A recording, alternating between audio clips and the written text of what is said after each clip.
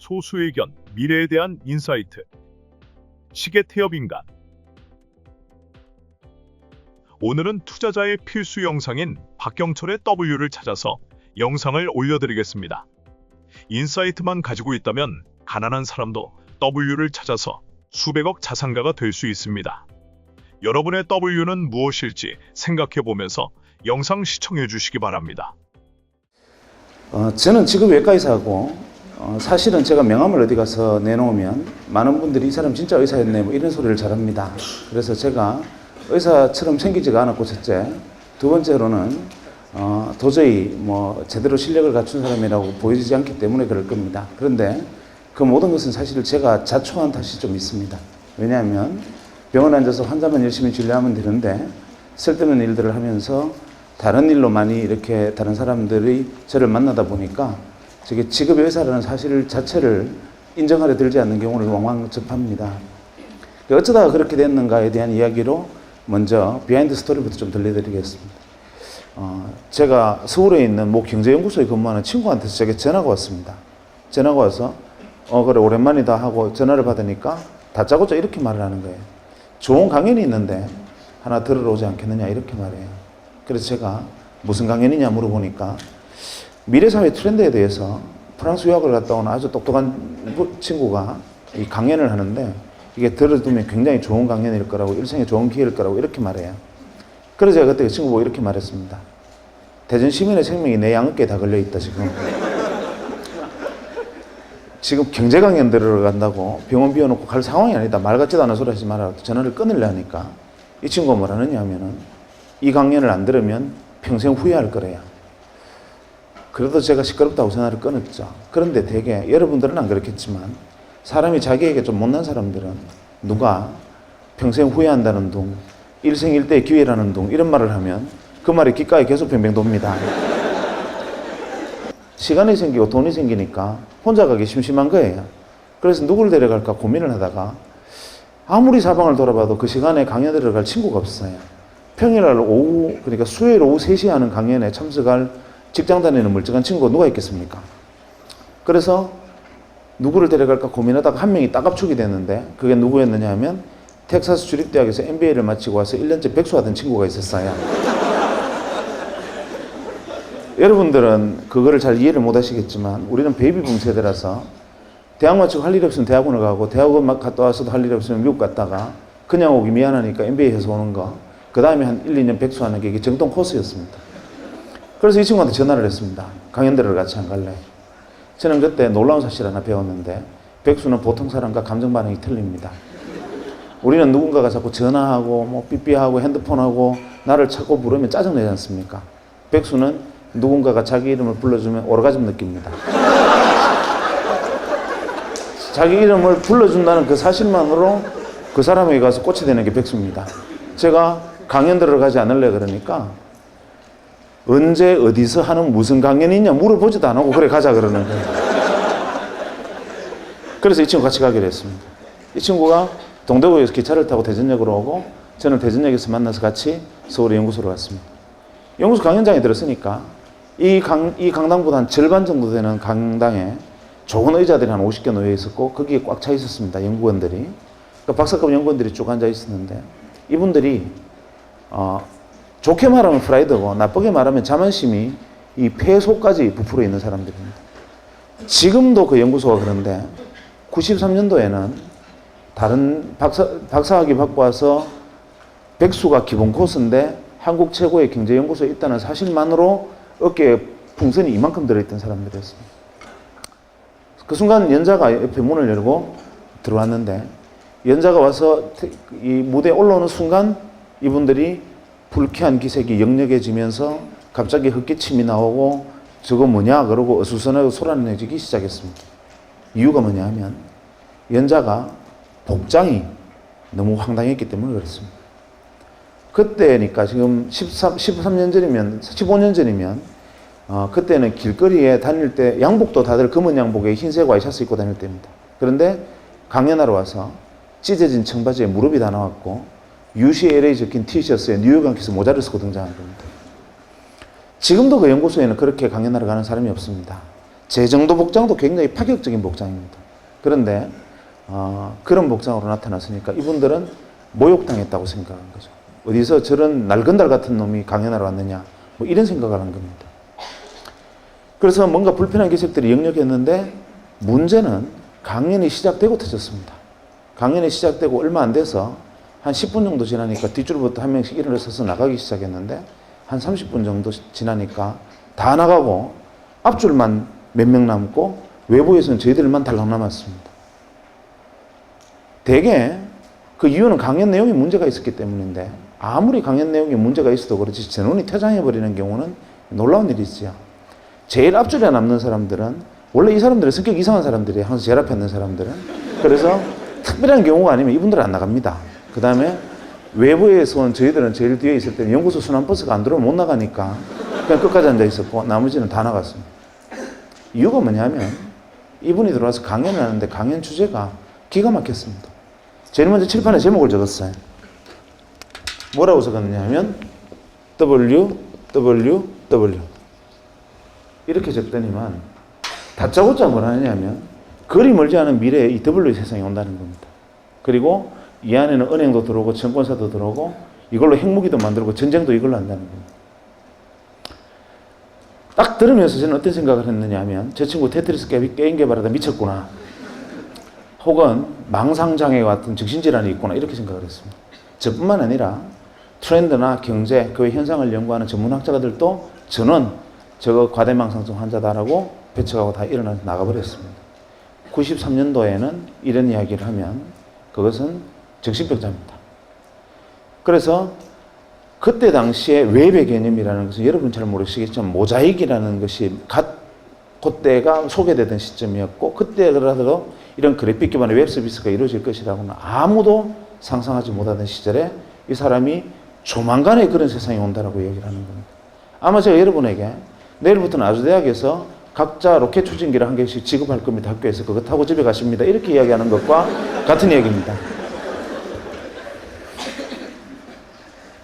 강연이 끝나고 연자가 너무 반응들이 황당했으니까 자기도 민망해서 머리를 긁으면서 그냥 문을 열고 나가는데 아무도 박수 친 사람도 없었고 아마 그 연구소에 그 전에도 그 위에도 그런 일은 없었을 겁니다. 그 사람은 그냥 나갔습니다. 쫓겨나듯이. 저도 이제 강연이 끝났으니까 저를 초대했던 옆에 연구소 친구 보고 이따위 강연을 들으려고 지금 대전 시민을 내팽개쳐 두고 내가 여기 앉아 있어야 되느냐 항의를 했더니만 연구소 친구가 자기도 이럴 줄 몰랐대요. 미안하다 이래요.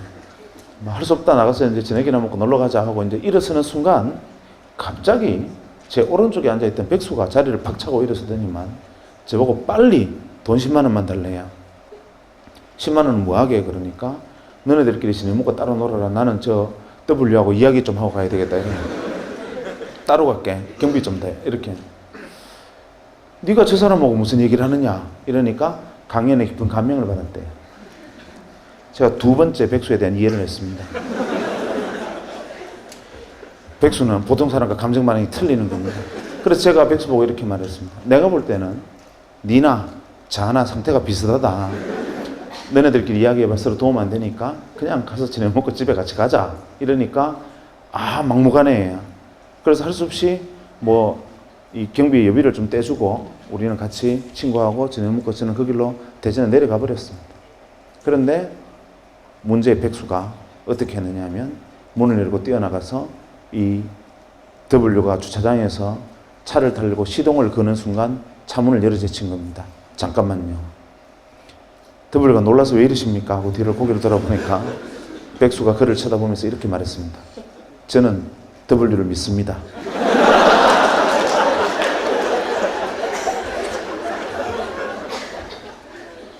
W가 믿어주시는 건 감사한데 왜 이러시나요? 이러니까 저를 W의 세상으로 인도해 주십시오. 이렇게. 옥신각신하다가 W가 납치됐습니다. 어디로 갔느냐 하면 마포의 공동노타리에 지금은 많이 없어졌지만 그때 주먹구이집이라 그래서 이렇게 불판에 고기 구워 먹는 집들이 많았습니다. 거기에 끌려가서 새벽 2시까지 백수에게 풀려나지를 못했습니다. 백수가 가진 건 인내심밖에 없죠. 끝까지 물고 늘어졌습니다. 나중에는 W가 제게 원하는 게 뭡니까? 왜 이러십니까? 나 집에 가야 됩니다. 이러니까 백수가 제게 W의 세상으로 뛰어들 수 있는 실마리를 던져주면 놔주겠습니다. 이렇게 된 거예요. 결국 못 이긴 W가 백수에게 이렇게 하는 것이 어떻겠느냐라는 조언을 하고서야 풀려났다는 후문이 들려왔습니다. 그로부터 한 2, 3년이 지난 다음에 이 문제의 W가 작은 사무실을 하나 냈습니다. 자본금 700만 원으로 알고 있습니다. 그리고 이 W를 하는 회사를 창립을 했고 그 회사의 자산 가치가 현재 2조 가까이 됩니다. 놀라운 일이죠. 쇼킹한 일입니다. 뭐 그건 그렇다 치죠. 그런데 저는 아직도 그때 일만 생각하면 모골이 송연한 것이 무엇이냐면 자본금 700만 원으로 출발을 해서 지금 수조의 자산을 일군 기업이 됐다는 게 놀라운 게 아니라 정말 놀라운 것은 무엇이냐면 그때 지금으로부터 15년 전에 이런 세상이 펼쳐질 거라고 말했던 그 세상이 지금 내 눈앞에 그대로 펼쳐져 있다는 사실이 소름 끼칩니다. 아무도 믿지 않았던 옆에서 바로 귀에 대고 이야기를 해줘도 미쳤다라고 얘기했던 그 이야기들이 바로 지금 내 눈앞에 거짓말처럼 펼쳐져 있습니다. 저는 그게 지금도 그 사람의 이야기가 귀에 뱅뱅 돕니다. 소름이 끼칩니다. 그런데 그럴 수 있어요. 5천만 중에 1명 정도는 지니어스한 인간이 있습니다. 특별한 인간이 있어요. 뭐 한치 앞에 운명을 내다 분들은 무당도 있는데 뭐 그럴 수도 있어요. 문제는 백수입니다. 이놈이 저하고 헤어지고 한 3주쯤 있다 또 전화가 왔습니다. 병원으로. 전화를 받아 상투적인 인사를 했죠. 그날 잘 내려갔냐? 뭐 이렇게 인사를 했더니만 다짜고짜 보고 이러는 겁니다. 월급 받았나? 섬뜩하지 않습니까? 제가 첫 월급 받은 거는 당연히 받았을 텐데 그걸 왜 지가 저한테 묻습니까? 제가 서울 가면서 당분간 뭐 몸 팔아서 세배 받기로 했다 이런 얘기를 했단 말이죠. 그랬더니만 그래 받기는 받았는데 왜 그러니까 그 돈 내 빌려둬 이러는 거예요. 좀 심하지 않습니까? 남 첫 월급을 자기 빌려달라. 저희들은 레지던트 때까지만 해도 월급이라는 게 뭐 사실 책값도 안 되고 뭐 그냥 정말 용돈도 안 되게 살아가다가 비로소 사회에 나와서 첫 월급을 받았는데 그거를 자기 달라는 거 좀 심하지 않습니까? 그래서 제가 안 된다. 말 같지도 않은 소리 하지 마라 이러니까 꼭 자기한테 빌려줘야 된대요. 사실 솔직히 말해서 백수가 빌려도 이 말은 그냥 도 이 말이잖아요. 나중에 내가 돈 좀 벌면 생각하자 지금 안 된다 이러니까 하는 말이 지금 그 돈을 빌려주든지 자기하고 30년간의 인간관계를 끊으래요. 마음으로는 끊고 싶죠. 그런데 이게 인간은 사회적 동물이라 제가 지하고 그 일로 인연을 끊으면 남들은 속 모르는 남들은 이렇게 합니까? 30년 전에 불알 친구가 고작 돈 몇 푼 빌려달라 했다고 저는 우정을 끊은 나쁜 놈이라 하더라고요. 이렇게 소문이 날 거 아닙니까?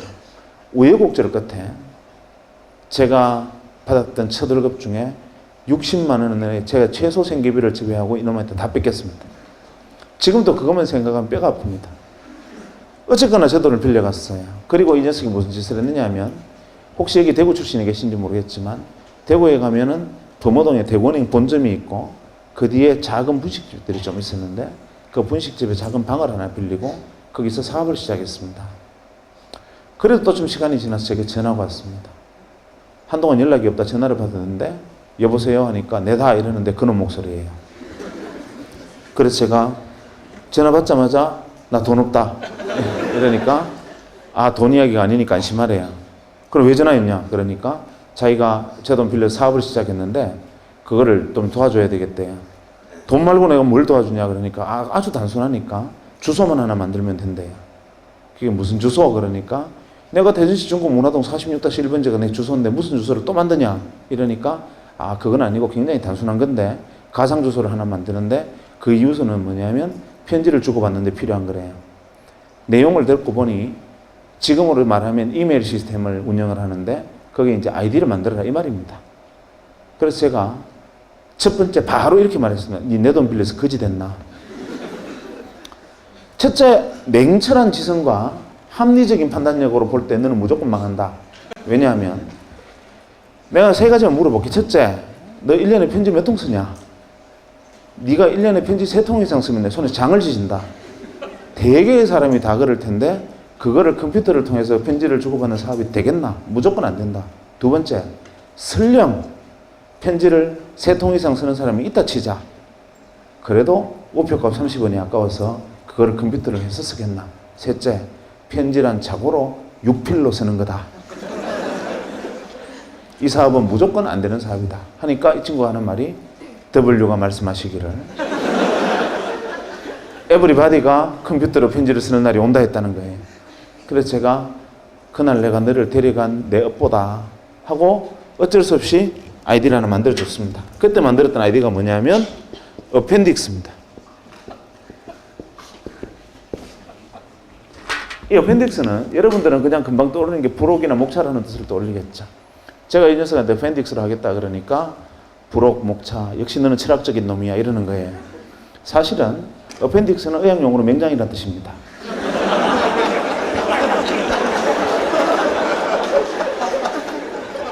니는 내 인생의 맹장 같은 놈이다.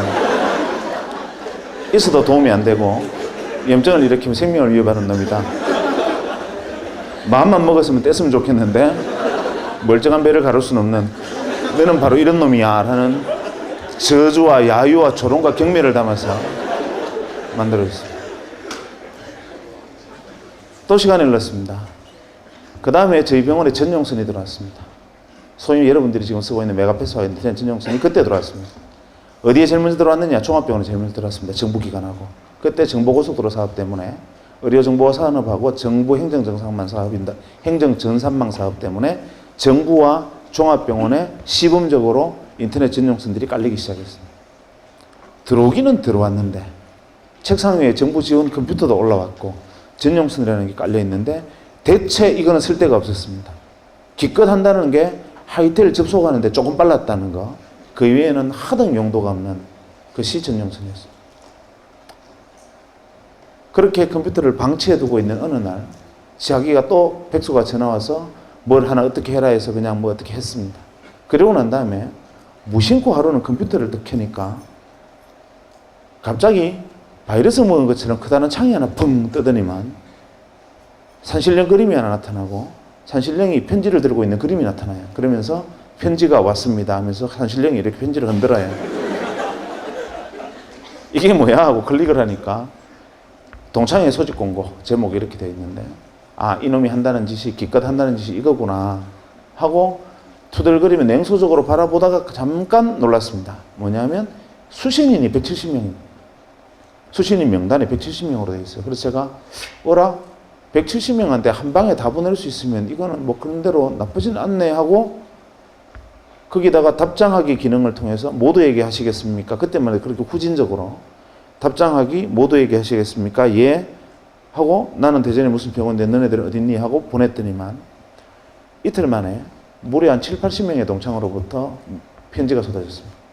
나는 뭐 어디에 있다. 나는 정부의 뭐 과천에 어디 청사에 있다. 이런 식으로 막 연락이 쏟아졌는데 이거 신기하지 않냐? 되게 반응이 이랬습니다.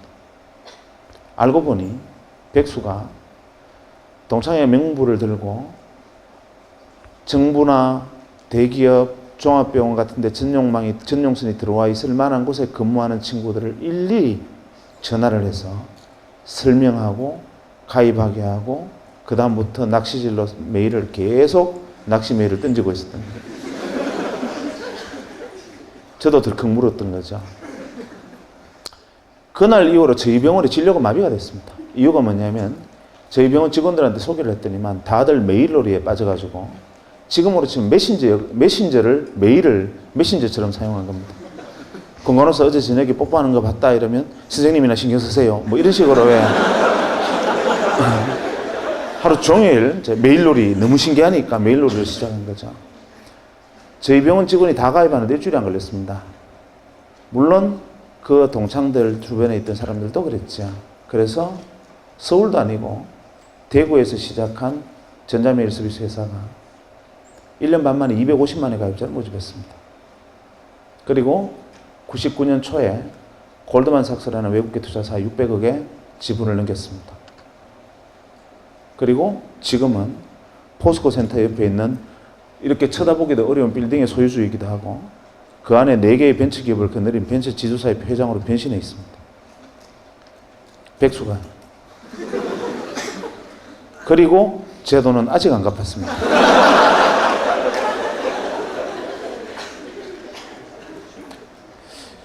놀라운 일이었죠. 이게 대한민국 최초의 상용 메일 서비스였습니다. 우리나라에서 최초로 상용 메일을 서비스했던 것이었고 정말 엄청난 일이었습니다. 저는 그 과정에서 굉장히 가슴이 아팠습니다. 굉장히 고통스러웠어요. 옆에 지켜보면서. 왜냐하면 이 친구가 잘 된 게 배가 아픈 게 아니라 왜 같은 장소에서 같은 사람으로부터 같은 말을 들었는데 자기도 눈이 두 개 있고 저도 눈이 두 개 있고 귀는 똑같이 두 개 달렸고 같은 귀와 같은 눈을 가지고 똑같은 사람으로부터 이야기를 들었는데 왜 백수의 눈에는 인생을 걸고 뛰어들어야 하는 복음으로 들리고 저한테는 망상장애를 가진 환자의 그냥 기괴한 이야기를 들렸던가. 이게 이해가 안 됐습니다. 왜 이 차이가 도대체 어디에서 온 거냐. 혹시나 미국 가서 MBA 한다고 접시 닦고 온 게 통찰력을 넓힌 것이냐 생각해봐도 그건 아니었죠. 왜냐하면 그때 당시 앉아있던 박사과 연구원들은 그보다 더 오래 있었을 테니까. 그것도 이유는 아니다. 대체 이유가 뭐냐. 고민을 하던 차에 마침 그때 제가 읽고 있던 책에서 답을 구했습니다. 제레미 러프킨 아시죠? 제레미 러프킨이 그때 쓴 책인, 책 제목이 기억이 안 납니다. 그때 허접한 책이었는데 제레미 러프킨이 쓴 책, 그때는 제레미 러프킨이 아주 자기 초기 단계 저작이었죠. 이런 내용이 있었습니다. 인류가 30만 년 전에 현생 인류가 20만 년, 30만 년 전에 출발을 할 때 현생 인류가 가진 자산은 돌도끼가 유일한 거였다. 그런데 한 20, 30만 년이 흐르고 난 다음에 인류가 가진 자산은 어마어마하게 문명이 발전했다. 그런데 많은 사람들은 착각하고 있다. 무엇을 착각하고 있느냐 하면 지난 30년간 명멸했던, 태어나서 사라져갔던 모든 인류가 이 문명의 발전에 기여했다고 생각하지만 천만의 말씀이다. 인류의 문명이 이만큼 온 데는 0.1%의 창의적 인간이 다른 사람은 보지 못하는 것을 보고 생각하지 못하는 것을 생각하고 다른 사람은 꿈꾸지 못하는 것을 꿈꾸고 여기가 새로운 세상이다라고 어두운 곳에 깃발을 꽂으면 0.9%의 통찰력과 직관을 갖춘 안목 있는 인간이 그것을 알아보고 거기에 뛰어들어서 한 배를 타고 등을 밀고 손을 당기면서 이루어낸 역사다. 1%의 역사다. 이렇게 말을 합니다. 그래서 제레미 러프킨은 0.1%의 창의적 인간과 그것을 따라 알아보고 협력하고 함께 문명을 건설한 0.9%의 안목 있는 인간, 통찰력 있는 인간, 이 1%가 인류 문명을 이끌었고 나머지 99%를 무엇으로 규정했느냐 하면 잉여인간으로 규정했습니다. 잉여인간이라는 말이 그때 처음 등장했습니다. 가슴이 뜨끔하시죠? 잉여인간, 제레미 러프킨은 거기다 갈로에서 이런 말을 썼습니다. Organic material. 잉여인간은 organic material이다. 유기물이라는 거죠. 그냥 섭취, 배설 반복하고 이산화탄소를 뿜어내는 존재. 그 다음에 때에 따라서는 자연계로 돌아가서 동물성 사료가 되기도 하는 그런 존재의 99%. 그래서 항상 0.1%가 새로운 것을 주장하면 0.9%가 함께 그것을 이루어내고 나머지 99%는 매번 세상 참 좋아졌다. 옛날에는 이렇지 않았는데 세상 참 놀랍군. 엄청난 일이야. 계속 이런 말만 하면서 따라오는 사람들 99%로 구성되어 있기 때문이죠. 그걸 보니까 답이 딱 떨어졌습니다. W는 0.1%였고 제 친구 백수는 0.9%에 속했고 저는 잉여인간이었던 거예요. 인정하기 싫었지만 인정하지 않을 수 없었고 그게 사실이었습니다. 한데 그게 슬퍼지야. 나를 유기물이라는데 내게 이성이 없는 임팔라 따위하고 저하고 같은 존재라는데 기가 막히죠. 그래서 어떻게 하면 이걸 벗어날 수 있을까? 두 번째, 지금 이번에 90년대에 일어나고 있는 이 엄청난 현상들, 변화들, 이것만이 일시적인 현상이냐? 제레미 러프킨 역시도 지금 현재 변하고 있는 이 모습만 보고 헛소리하는 건 아니냐? 과거에도 진짜 그랬나? 이게 궁금했습니다. 그래서 레트로그레이드하게 뒤집어 보니까 구구절절이 국면이 바로 제레미 러프킨 이야기와 일치했습니다. 대표적인 예로 뭐 다른 것까지 이야기할 필요는 없고 경제사만 하나 놓고 보면 한 200년 전에 산업혁명이 일어났습니다. 아시는 분 아시겠지만 공작기계에 대한 산업특허 1호는 방적기계입니다. 그러니까 모직을 생산하는 기계죠. 모든 사람이 배틀에서 시조가 날조를 엮어서 모직을 생산하던 영국에서는 양틀은 나왔지만 그것을 가공할 능력이 없어서 길 건너에 있는 이 네덜란드로 가서 이 모직물을 생산해서 도로 가져오면서 엄청난 옷값이, 이 모직값이 엄청나게 비쌀 때였습니다. 아무나 입지 못하던 것을 기계를 통해서 대량 생산한다니 이거는 세상을 뒤집는 혁명과 가까운 이야기였습니다. 창의적이죠. 그 기계를 만든 W는 획기적인 물건을 개발한 겁니다. 문제는 다른 사람들은 다 그냥 그런 게 있나 보다 하는데 그때 당시 글래스고에 그 공장이 처음 만들어졌을 때 주변에서 감자밭을 하던 사람들 중에 일부가 이렇게 생각합니다. 저놈 W다. 저거 세상 뒤집겠다. 산업을 중심이 되겠다. 나도 저기 뛰어들 방법이 없을까? 고민을 합니다. 그러다가 어디에 주목을 하느냐 하면 죽었다 깨어나도 기계를 만들 재간은 없으니 어디에 주목을 하느냐 하면 모직 생산이 잘 되면 아무리 기계가 잘 돌아가 봐야 양털 없으면 안 된다.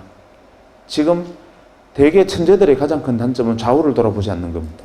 공장은 지어놓고 양털을 어디서 가져올지를 생각을 하지 않고 우선 지금 가져오듯이 그냥 하면 되겠지 생각하지만 그것을 딱 착안한 일부 감자밭을 하던 사람들이 감자밭을 갈아엎고 양목장을 시작합니다. 모직 생산 어마어마한 속도로 인기를 끌고 양털이 대량으로 필요해지면서 어마어마한 부를 양목장주들이 가져갑니다. 뒤늦게 너도 나도 감자밭을 갈아엎고 양목장들을 하는 바람에 영국에 감자파동이 일어납니다. 감자기근으로 영국 아일랜드 같은 경우에 거의 절반이 감자파동으로 죽는데 이유는 바로 모직 때문입니다. 그 상황을 두고 토마스 모어는 유토피아라는 책을 씁니다. 그러면서 토마스 모어 유토피아는 제일 앞에 이런 말이 나오죠. 시가 나옵니다. 양이 사람을 죽였네, 양이 사람을 죽였네. 그거 읽어보신 분 계시죠? 그거 보면 양이 사람을 뿔로 떠받아 죽였다고 생각하시겠지만 사실 그때의 사회상, 즉 산업이 사람을 죽이는 것을 묘사를 했습니다. 전부 양목장을 하는 바람에 사람이 먹을 감자가 없어져서 감자기근이 들고 결국 굶어 죽게 생긴 사람들이 감자를 훔치게 되고 결국에는 감자를 훔치면 교수형에 처한다는 법이 만들어지고 영국의 길거리에는 교수형에 처해진 목매달린 시체들이 줄줄이 늘린 상황, 그 가혹한 상황을 두고 토마스 모어가 유토피아를 씁니다. 어쨌거나 간에 그만큼 한 명의 생각이 세상의 사회사까지 뒤집어 버립니다. 결국 양목장주들이 어마어마한 부를 축적합니다. 그래서 지금 영국에 가면 약 300개 정도 유력 가문이 있다 그러는데 그 가문들의 문양을 잘 들여다보면 이 양뿔이나 양머리가 그려진 문양들이 많습니다. 그것은 과거 200년 전에 조상들이 양목장을 했던 사람들의 후손이다 라는 것을 증명합니다.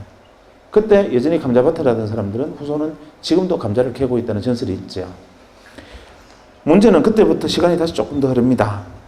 유럽에 드디어 소형 내연기관이 만들어지고 그것을 마차에 장착하는 초창기 형태의 원시적인 자동차가 만들어집니다. 하지만 그것을 자동차로 볼 수는 없었죠. 근대적 개념의 자동차를 제일 먼저 만든 사람이 누구냐 하면 헨리 포드입니다. 1903년에 헨리 포드가 자동차라는 걸 만듭니다. 변속기, 악셀레이터도 붙어 있는 이 소위 말하는 클러치 장치까지 만들어진 자동차라는 것을 헨리 포드가 개발합니다. 미국에서 제작 발표합니다. 거창하게 자동차를 세워놓고 제작 발표를 딱 할 때 그때마다 뭐 레이싱 걸은 없었겠죠.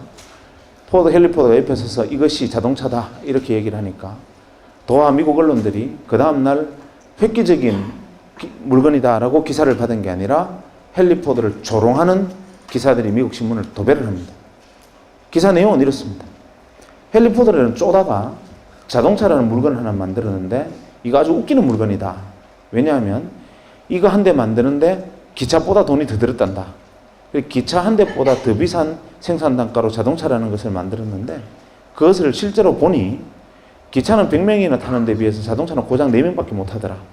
이딴 걸 만들어 놓고 신기술이라 그러니 헨리 포드가 얼마나 쪼다냐 이런 기사를 만들고 심지어는 워싱턴 포스트의 경우에는 헨리 포드가 자동차를 거꾸로 들고 벌 쓰는 그림까지 그립니다. 만평으로. 헨리 포드가 투자자를 모집하려 하는데 못 구합니다. 아무도 그 사업에 뛰어들지 않죠. 좌절하고 절망합니다. 그리고 비망록에 이렇게 씁니다.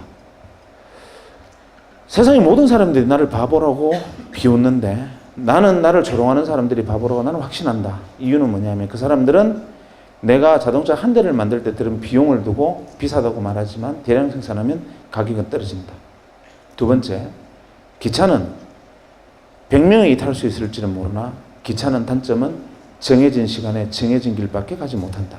하지만 내가 만든 자동차는 원하는 시간에 원하는 곳에 마음대로 갈 수 있고 기차가 다니지 않는 모든 도시를 연결해서 세상을 물류혁명으로 뒤집을 거다.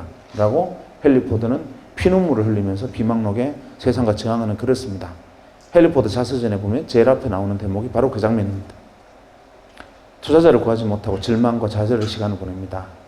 그때 동네에 건달 하나가 헨리 포드 이야기를 듣습니다. 듣고 갑자기 무릎을 칩니다. 저놈 W다. 그리고 나도 자동차 산업에 뛰어들어야 된다. 저거 획기적이다. 헨리 포드 말이 맞다. 이렇게 생각을 하는데 문제는 이게 안 되니까 뛰어들 방법이 없습니다.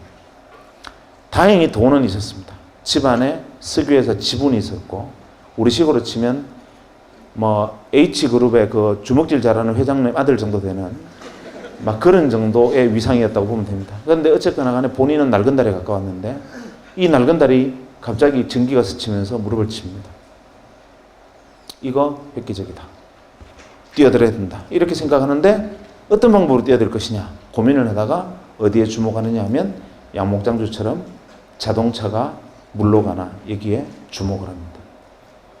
헨리 포드 자동차가 불과 10대도 생산되기 전에 8개의 주유소를 만듭니다. 그리고 그로부터 3년의 세월이 4~5년의 세월이 흐른 후에 1907년에 드디어 대량 생산 모델 포드 T카라는 게 세상에 선보입니다. 그게 여러분들이 알고 있는 매뉴팩처 시스템의 효시입니다. 그래서 대량 생산에서 가격이 낮춰진 근대적 개념의 자동차들이 쏟아져 나오고 그로부터 20년간 전 세계가 자동차 산업으로 뒤집힙니다. 문제는 차를 사서 몰고 나오면 기름을 넣을 데가 없습니다. 이 사람이 선점한 주유소, 새로 만들어진 도로마다 이미 선점 효과 때문에 계속 이 사람이 주유소를 늘려가고 정유공장 지분을 넓혀갑니다. 1940년대 중반까지 미국 전체 주유정유 시장의 94%를 독과점해버립니다. 미국 사람들이 못 살겠다. 한 사람이 저걸 독점하고 있으니까 우리 도저히 견딜 수 없다. 그래서 미국 사람들이 견디다 못해서 의회에 청원을 하고 미 의회가 이 한 사람을 겨냥한 법을 만듭니다. 독과점 풀어라. 그것이 여러분이 알고 있는 공정거래법. 놀라운 일이었죠. 이 사람은 전 세계의 부를 전무후무한 부를 긁어모읍니다. 록펠러입니다. 그리고 오늘날까지도 그 시대의 주인이 됐던 록펠러의 영향을 아직까지 미칩니다. 또 10년 정도 세월이 흘러 제2차 세계대전이 벌어집니다. 1, 2차 세계대전이 벌어지는데 아주 지극히 통신이 문제입니다.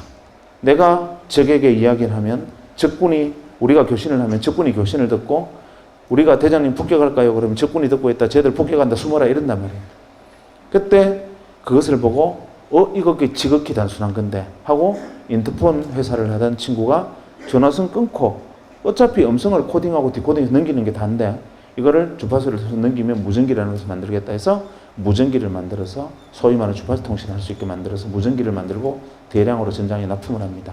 그야말로 대박이 터집니다. 단순한 발상의 전환으로. 그리고 오늘날의 모토로라가 그거로 시작됩니다. 1946년에 휴렛 패커드가 또 10년이 흘러서 트랜지스터라는 걸 개발합니다. IC. 사람들이 만들었나 보다 이러고 있을 때 이 트랜지스터를 이용하면 진공관을 대체하는 전자산업이 발달할 수 있겠다라고 믿고 거기에 뛰어드는 그 당시 중소기업들, 그 당시 전자회사들 중에 선점에서 뛰어든 수많은 0.9%의 기업들이 있었습니다.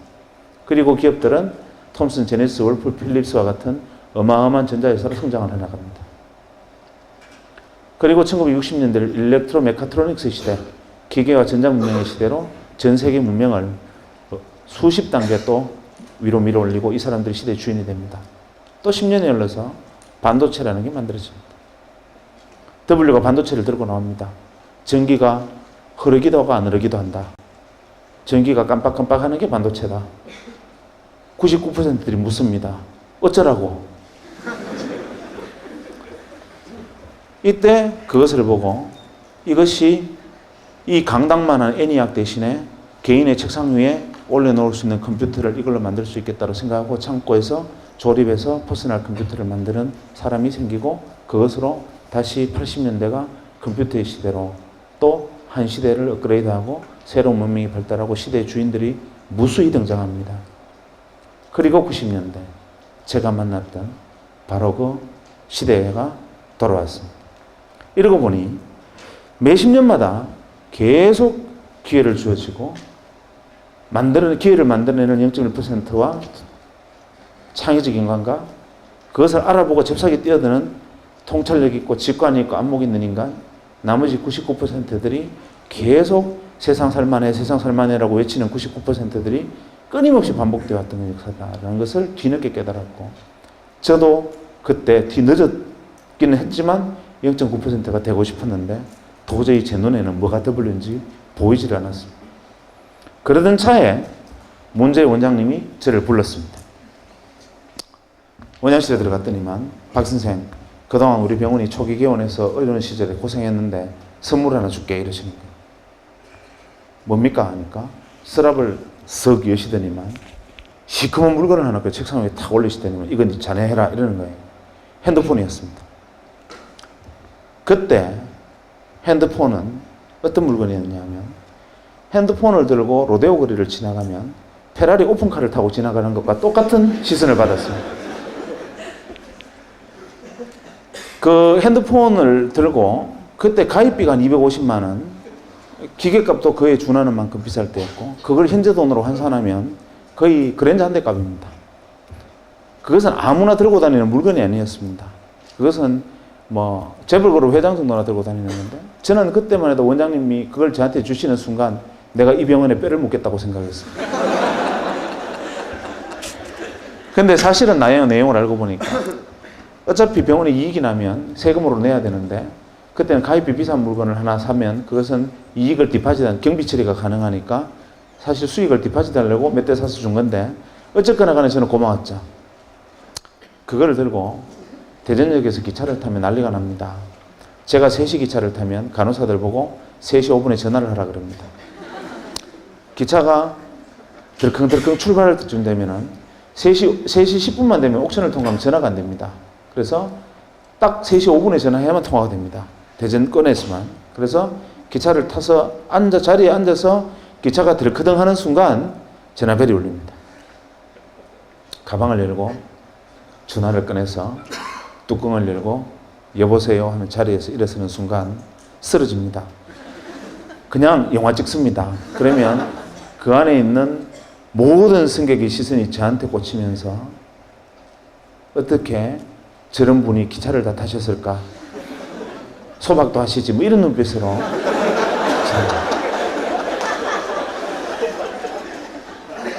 그런 물건이었습니다. 그거를 들고 고향의 친구들 모임에 가서 자랑을 했습니다. 너네들 이게 뭔지 아냐? 핸드폰인데 구경해봤나? 이러니까 다들 막 신기해서 막 만지는 거예요. 제가 다른 버튼은 다 눌러도 되는데 녹색으로 샌드라고 써 있는 건 절대 누르면 안 된다. 이렇게 얘기하면서 이제 애들이 만지는 걸 보고 제가 이렇게 말했습니다. 야, 지금은 우리가 페이저, 삐삐를 차고 다니지만 그리 멀지 않아서 언젠가 이놈도 좀 싸지면 우리도 핸드폰 다 들고 다니는 시절이 오지 않겠냐. 이렇게 무심코 말을 했는데 제 친구들이 전부 다 하나같이 무슨 소리 하느냐는 거예요.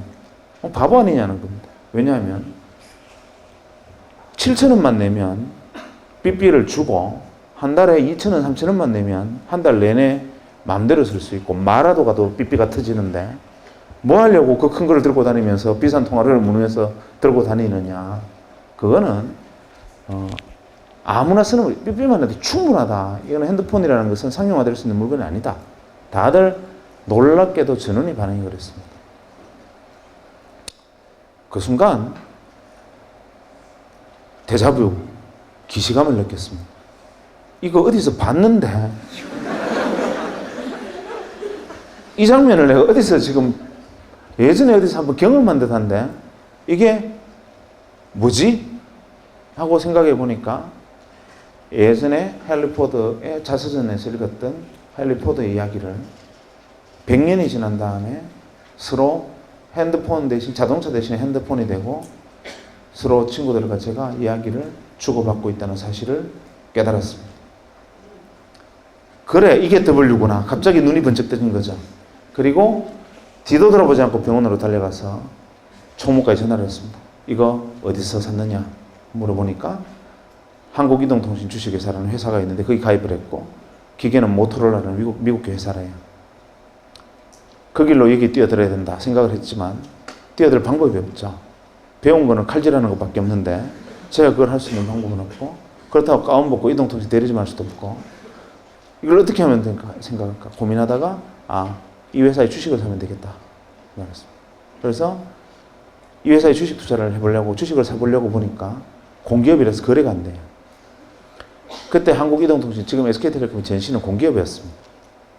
그런데 마침 SK그룹으로 넘어간다는 소리에 한국이동통신 주식회사를 다니던 사람들이 자기가 가지고 있던 자사주를 명동 사채시장에 내다 팔고 있었습니다.